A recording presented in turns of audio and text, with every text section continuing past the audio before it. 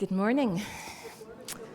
So my story today is about a woman who invites her new neighbour round for a cup of coffee. And she shares with this new neighbour that naturally she's quite an anxious mum. She gets very worried about her son. And her son has recently been asking for permission to walk to school by himself, but she's just not sure. The new neighbour says, "Do you know what? I've got the perfect solution. How about every morning when he goes to school, I go out for a walk at that point and just follow him from a distance to make sure that he's safe. My toddler's up at that time anyway, so it's not a problem." The mother agrees. She said, "Oh, this will be a good idea." So they put their plan in motion. And so the next day, Timmy gets to walk to school by himself, meeting his friend, kicking stones, kicking twigs, and just enjoying the walk to school by themselves, while this new neighbour follows at a distance. As the week goes by, Timmy's friend says, "Timmy, have you noticed every day this week that woman is following us? Do you know who she is?" Timmy turns round and looks at her and he's like, "Never met her, but I know who she is." And the friend says, "Oh, who is she then?" "Oh, it must be Shirley Goodnest." "Shirley Goodnest? Yeah, and that's her daughter Marcy." And the friend says, "Well, if you don't know her, how do you know that's Shirley Goodnest and her daughter Marcy?" He says, "Well, my mum worries a lot. And every night we read Psalm 23 together. And so she's been telling me that Shirley Goodness and mercy will follow me all the days of my life. So I guess I better get used to it." That's terrible, I apologise. But yes, sometimes we get our confidence through community, knowing that other people are looking out for us or the things that are close to our hearts. And this series that we've just started, that we're going through Lent, is about building our confidence to live out our lives for Jesus on our front lines. And some of you might still be thinking, well, what's a front line? A front line is anywhere where you are interacting with the world. For some of you, your front line may be your own home. There might be people in your home that don't know Jesus. For some of you, your front line might be the school playground. It might be your office. It might be your commute. It might be the doctor's office that you go into, or maybe you visit someone in a care home or the hospital. Those are your front lines, the places where you have an opportunity to share and live out your Christian faith. And I think all of us sometimes feel a lack of confidence on our front lines when it comes to living out our faith. And today our focus is on how being part of a community can help us with that confidence. I was thinking about the pandemic because we've thought a lot about community the last few years, and I think that the pandemic's had two effects on us. I think, firstly, when it comes to community, it made us realize how much we loved our community when we couldn't be with them. But I also think that at the same time, as things have slowly got back to whatever normal looks like, some of us, the effect of pandemic has made us quite nervous of fully reintegrating back into community because we don't want to rely on that again. You might be more one or more the other, or like me, you might be a wee bit sort of like, I missed my community, but I'm different now. Where do I fit in? And a wee bit like our Rick Warren series we did before Christmas, today we've not really got a specific block of text we're going to look at, but we are going to be moving around the Bible just to see what it says about living in community. And we've talked a wee bit about that as well in our First John series, where we kept being told to love one another. So let's look at John chapter 13, verse 34. And Jesus commanded his disciples, love one another. As I have loved you, so you must love one another. That's a lot of love. A lot of love. We should love one another. I want you to imagine that you are in Hollywood and you are pitching an idea for a new movie to some Hollywood executives. And you sit there with your storyboards and you say, right, okay, I want you to imagine our main character finds himself in a tricky situation. He has to stand up for what is right. One of the executives puts up his hand. He's like, yeah. We've heard this before. So, a misfit gang of people come along and they form a team and they face it together and it's a happy ending. And the guy's like, yeah. We've heard that before. I want you to imagine our main character's Scottish. A wee bit different. And so when the misfit gang of helpers comes to help him face his enemy, he says, actually, I don't want to be a bother. I'll work it out myself. Don't you trouble yourselves. Now, do you think that movie works? I don't think that you're going to get a multi-million contract because it doesn't seem natural to turn away the help of a community if you've got them there to support you. So, I had a wee look again on the internet just to see, what would the internet say in all its vast wisdom about being in a community? And this is what I found on the internet, a wee quote here. It said, "Those who fly solo have the strongest wings." It's a very nice wee fridge magnety thing. Is that true?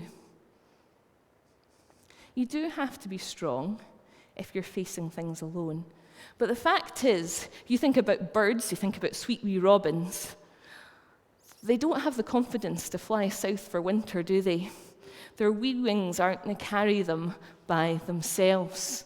When you think about flying south for winter, you think of these giant V's you see in the sky, where the geese carry each other and support one another to travel those vast distances from, say, Canada down to Africa to keep themselves warm for the winter.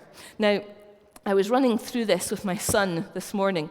My son likes to think of himself as a bit of a scientific expert. And I said, "Son, what do you think about this illustration I've thought of this morning?" He said, "Mum, what about wax wings? They fly by themselves. It's a terrible illustration. Or all the ornithologists in the congregation will be at you." So apologies to any ornithologists who are sitting there thinking, wax wings, Joe, wax wings. But actually what he did say then was, he said, "But Mummy, what you could say to them is it's the V's that you notice. It's those groups of birds flying together that tell you that winter is coming. And maybe it's when we rely on our communities that we can do things, that we can be confident, to be strong, to do things that we wouldn't do otherwise." So thank you, Finlay. Apologies to the ornithologists. Jesus sent out his 12 two by two. He didn't set them out as solo acts. He sent them out together. And right through the Bible, we see how communities were formed to increase people's confidence in what they're doing. Moses, as he started the Exodus, God gave him his brother Aaron to be his voice because he was a nervous public speaker. David had the support of Jonathan to speak up for him in his defense in the palace against his dad Saul. Paul worked with Barnabas, he worked with Silas. Daniel had his friends who helped him be confident to speak up about eating the right food. And then the three of them supported each other facing the fiery furnace. We see teams around St. John's. I see how Russell and Stephen work together. I see how Andrew and Erica and Sue's different gifts lift them up to make a difference in Newton. I saw pictures this morning of how a big group of women from this church went together to the conference yesterday. And I know that when you go to things like that conference, or Spring Harvest, or an SU camp, or the Origin Resurrection event that's happening at Easter, and you look around and say, I'm not the only one, you feel your confidence grow. C.S. Lewis said, God is love, and that love works through men and women, especially through the whole community of Christians. Now, I know well enough, I've been part of a church my whole life, I've worked in Christian teams, that I can paint this as a very rosy, easy picture. But I also know there'll be people sitting here thinking, well, it's easy to say, but sometimes community is tough. And the Bible doesn't shy away from that. If you think about the story of the night before Jesus died, he gathers his community around him. And they head to the Garden of Gethsemane. And he says to them, because he's really struggling, sit here while I go and pray. He took Peter, James, and John with him and became deeply troubled and distressed. He told them, my soul is crushed with grief to the point of death. Stay here and keep watch with me. Verse 37, then he returned and found the disciples asleep. Christian community is hard. It's not perfect at times. But when it works, it really works. And that same community of disciples who were not really there for Jesus on that night were the community that took his name out into the world when he returned to heaven. I know that when someone says to me, Joe, I know you're facing that challenge, whether it's an essay or an exam or preaching here this morning, and they say that they're going to pray for me, it makes such a difference the next time I see them when they say, well, how did that go? Because I know that they haven't been sleeping while on watch. They've supported me in that way, and the Christian community is so good for that. I hope you've got people who will say that they'll pray for you and then see that through. The Bible also tells us about a community in Thessalonica, that's what I always say, Thessalonica is what I keep being told to say at New College, and a letter that Paul wrote to them. And Thessalonica was a young church, and they lived at a time after Jesus had returned to heaven and before he returns. So very much the same time period that we are living in. And they were trying to live differently for God in a world that told them they should have different priorities. Sound familiar? A world that told them they should fit in instead of being different. Sounds familiar again. And they were getting very discouraged by all the pressure they were facing. And so Paul wrote to them not once, but twice about how they could live out holy lives of love and focus on the future hope of Jesus' return. And he gave them one simple instruction twice. And this is what it says in 1 Thessalonians 5, verse 11. He said, encourage one another and build each other up, just in fact as you're doing it. They were holding one another up amidst massive persecution, massive problems. And Paul said, help each other. Remind one another of why you're doing this and encourage one another. Keep going. Face your front lines with confidence because you know that behind you, you've got a whole bunch of people cheering you on. And this theme's picked up in Hebrews as well. And the writer to the Hebrews says we should encourage one another daily, as long as it's today, so that none of you may be hardened by sin's deceitfulness. So don't just encourage once a term, think, well, I've told them to be encouraged in 2023, I'll remind them in 2024. We need that filling up from each other every single day. An encouraging message. My mum's the queen of greetings cards. She writes cards all the time. She keeps the card industry afloat.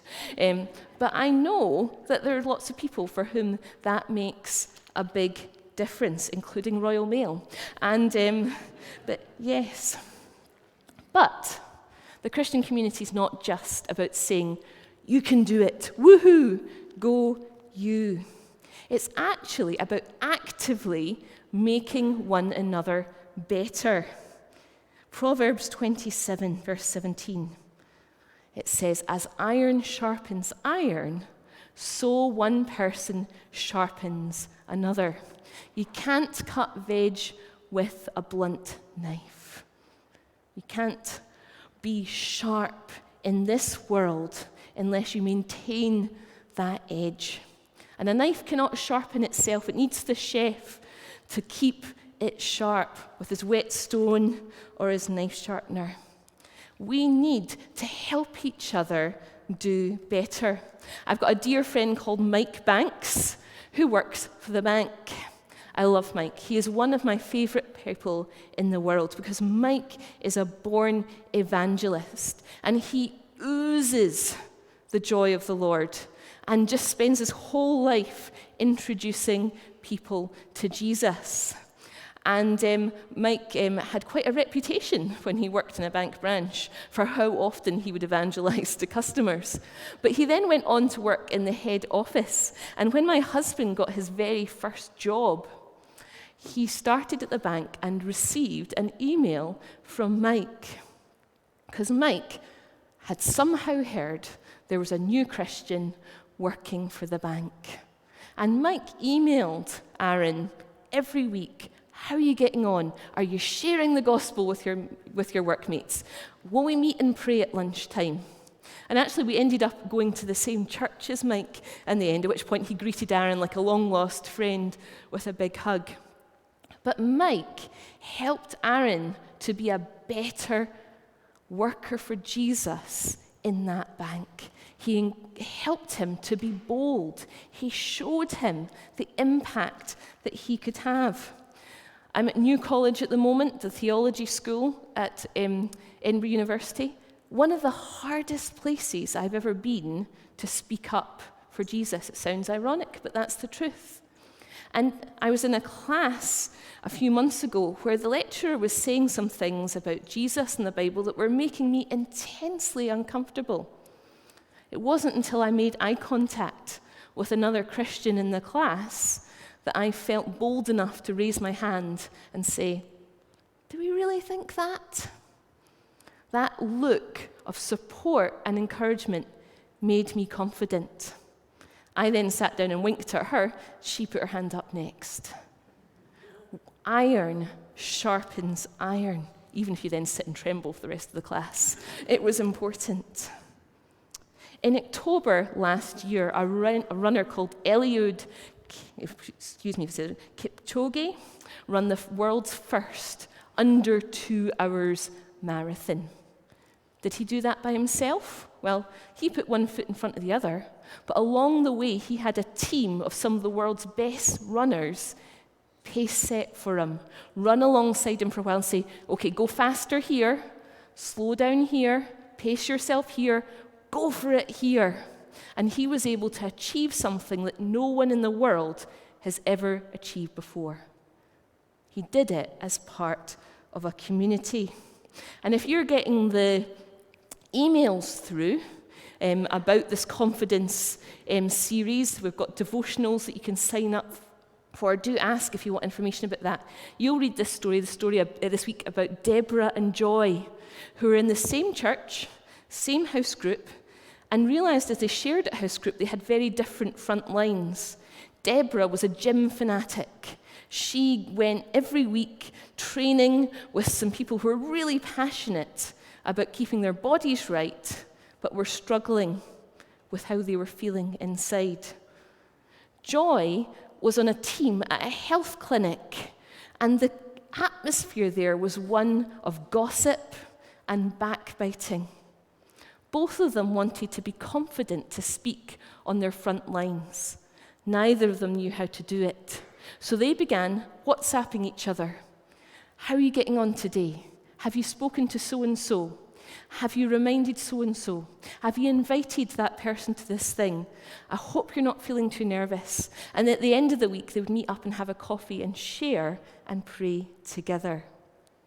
That's being confident as part of a community.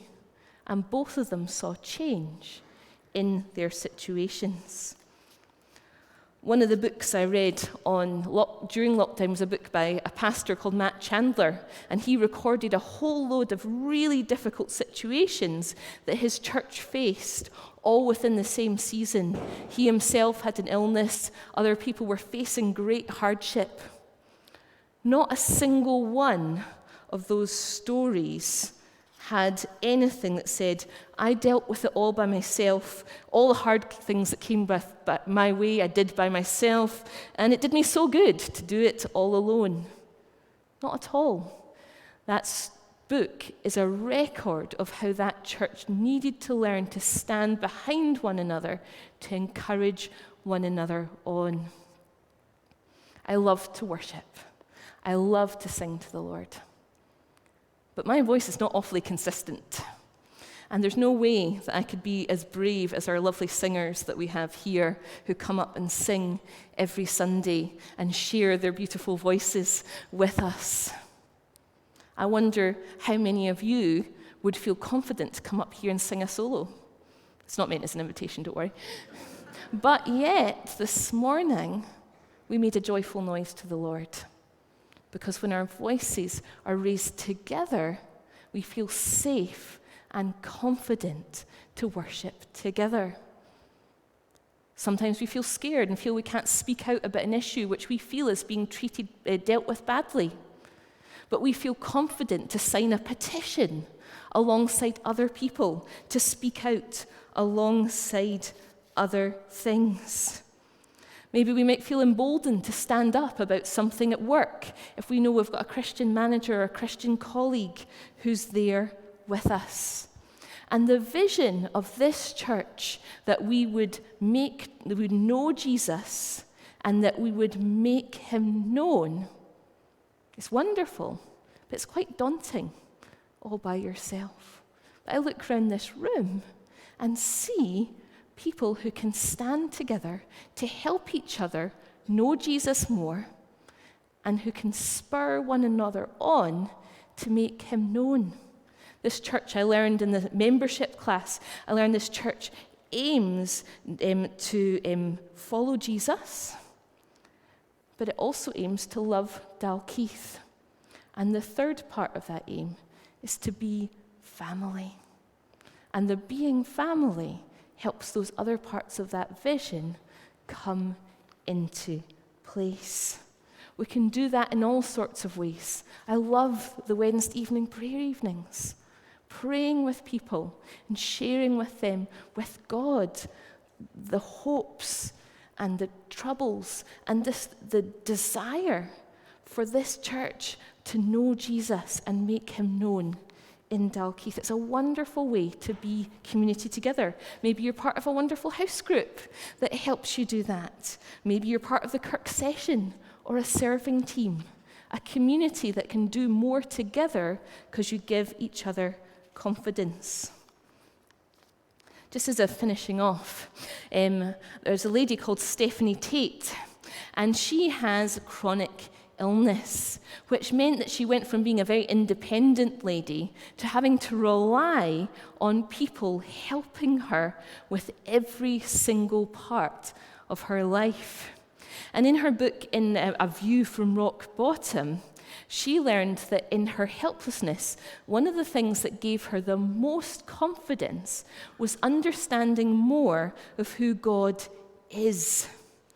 As she understood him as Father, Son, and Holy Spirit, those three entities that live in perfect community, it helped her understand more what it means to be a Christian community.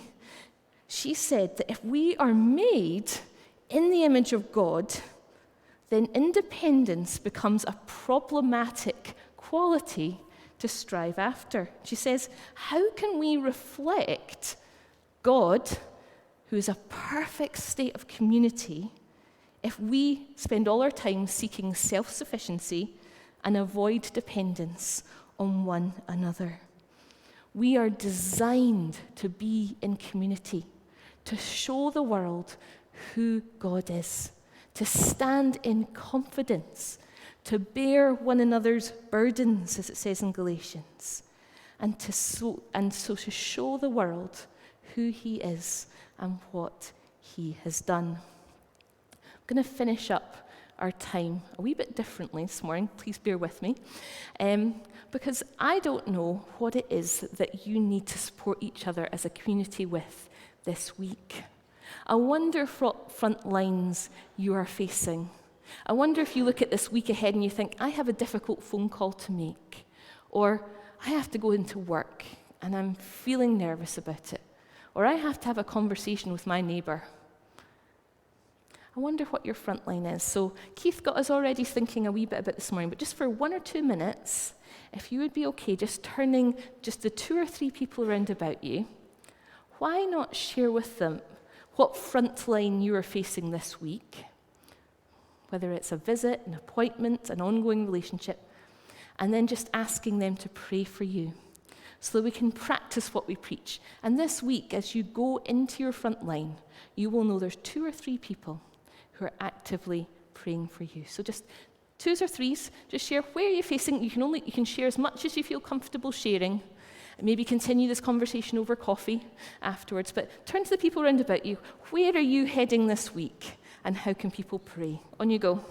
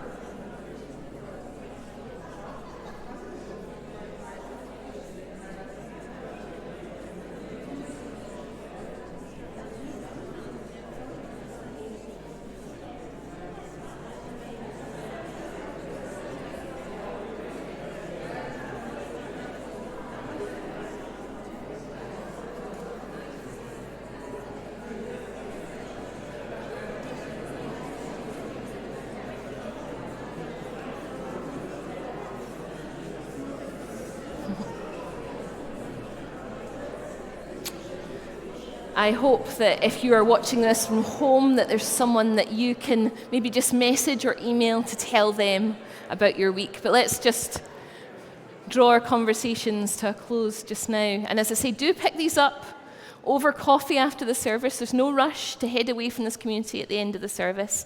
And next week, look out for who you were sitting next to. It's easier as Presbyterians, so most of you sit in the same spaces. Look out for them and ask them how their week has been. God gave us one another so we could point back to him. Let's pray. Lord, I thank you for this community.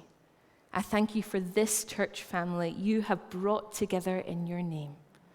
I thank you that we can come together and know you better, and that as a community we can then go out to Dalkeith and wherever else we're heading this week, and make you known.